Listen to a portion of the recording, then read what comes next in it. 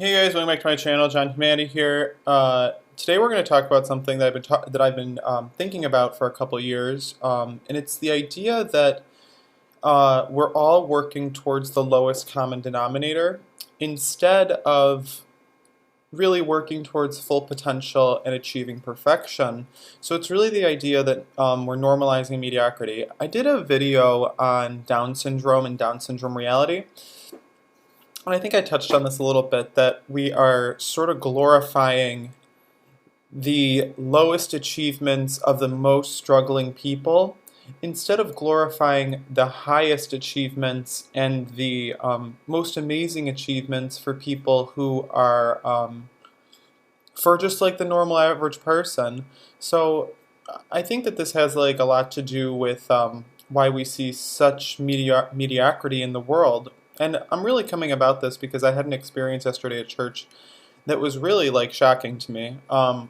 Basically, I sing for a choir. I've said this many times. I sing for a choir and I'm hired out to sing. And I have been singing in choirs for maybe since I was literally in fourth grade. So I was probably 9 years old. So the past 14 years of my life. And in the past 7 years of my life, I've really sung in many, many choirs that are of like high professional quality. One of the choirs that I sang for actually sang behind the Rolling Stones, so like they're pretty great, and they were amazing. That was like an amazing choir. I also sang a choir that, if you know anything about choir music, it was called Whitta Choir, and we would practice Eric Whitacre music, which is known as some of the most difficult contemporary music that you can possibly sing in choir. And we did it at a very high level, very, very high level, and it was very beautiful. So I've had a lot of experience, so I kind of know what I'm talking about in this regard. And last night we were at choir, and in this choir there's literally 10 singers that are being paid, and there's only 3 singers in there total that deserve to be paid, and myself being one of them, and then there's one bass and then one alto who's pretty good.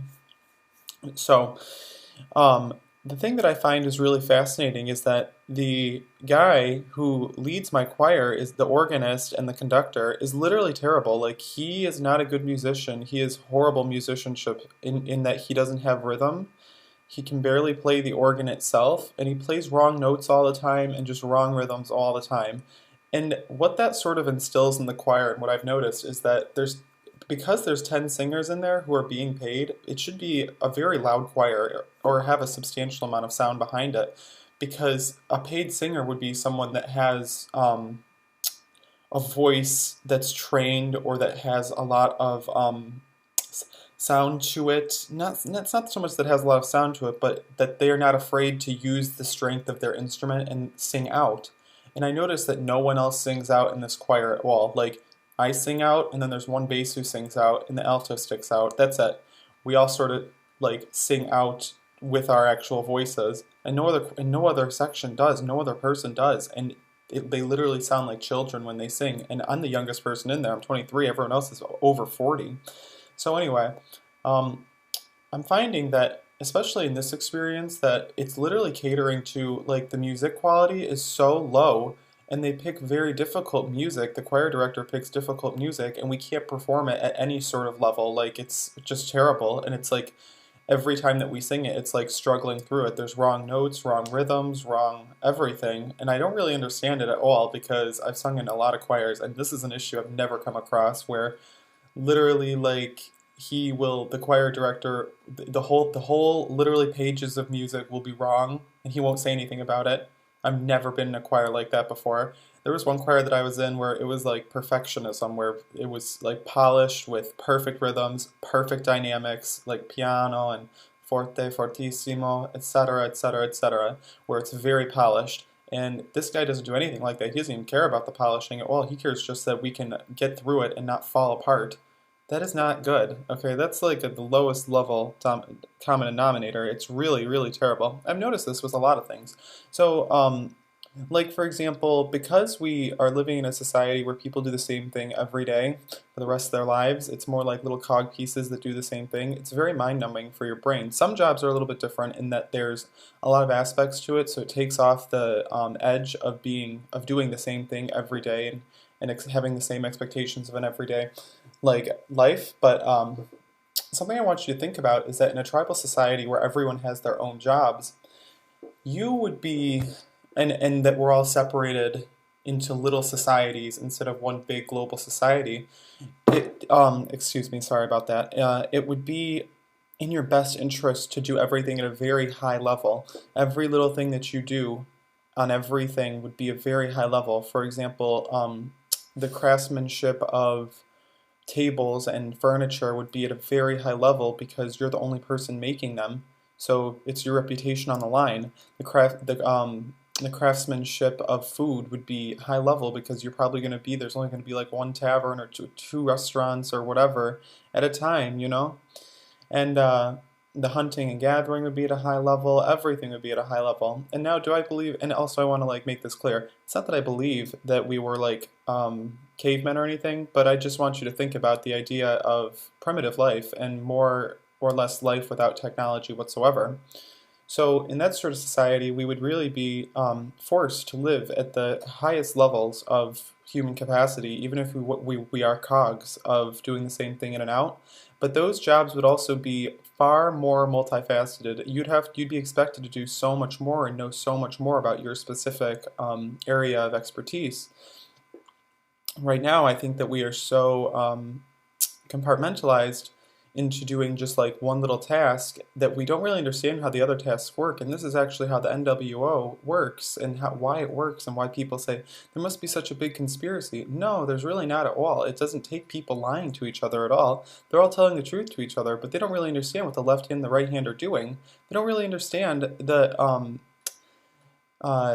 that even in your own specific field like history or anthropology, that there's going to be people who are only working on a very small subsection of that and going off of the same source material as everyone else who's come before them. They're not actually looking at it from like a huge global perspective and trying to do everything at the same time because those people, they usually come to the conclusion that everything is a lie and that they really need to do some reformatting. That's how it has gone for like 300 years. People who actually take it from a very macro perspective usually come to the conclusions that something is very off about this. Same with economics. In macroeconomics, they still have to compartmentalize you down into different subsections because the whole thing doesn't really make sense. Economics doesn't really make sense from if it's not being completely controlled. Excuse me.